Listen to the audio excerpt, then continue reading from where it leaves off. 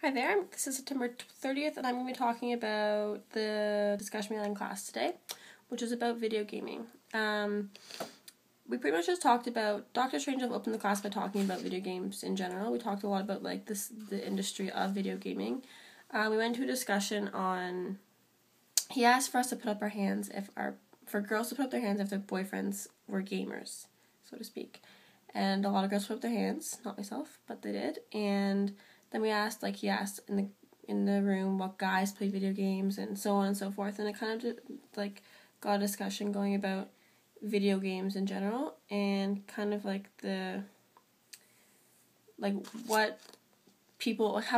of people play it and how often and everything like that. And we talked about how a lot of girls have this negative outlook on it, and a lot of people do have negative outlook on it. Even parents do for their younger kids or their younger boys who are playing video games because of violence and because of all this stuff, and they get addicted to it and they play it nonstop. And I personally have two brothers, 14 and 15, who don't leave their bedrooms the second they go home from school. And my parents, or my mom as a mom, she doesn't necessarily agree with it. As long as their homework's done, they can do it. But she knows that that's what it is today, and it's not just.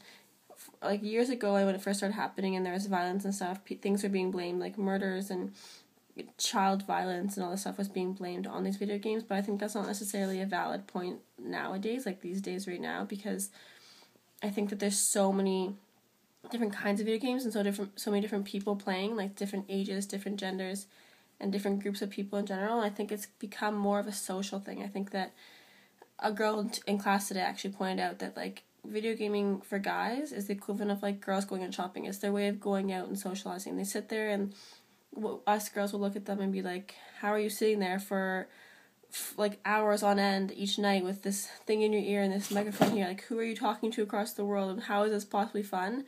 But for us girls, we don't understand, because for us fun is going out and shopping, and no guy would ever understand that either. So I think it was really cool to sit there and listen to everyone else's opinion on it, because a lot of people point out that it's their way of socializing. That's the world they go to socialize, and us as girls don't understand that necessarily. But a lot of girls put up their hand today and said, I video game, and they talked about it, and personally I don't, and personally I never would, but I don't necessarily disagree with it. And I think that it's kind of cool that that's a virtual world now. It was never that huge before, and it's this huge industry now. It's making billions of dollars. In the chapter you can see that just cases where it's such a huge money making industry now, and it's become more of just guys liking to do nothing with their lives. I think it's cool because it's their way of socializing. They meet new people, and I think it's a really interesting part of new media that has come to be, and I found the discussion today really interesting.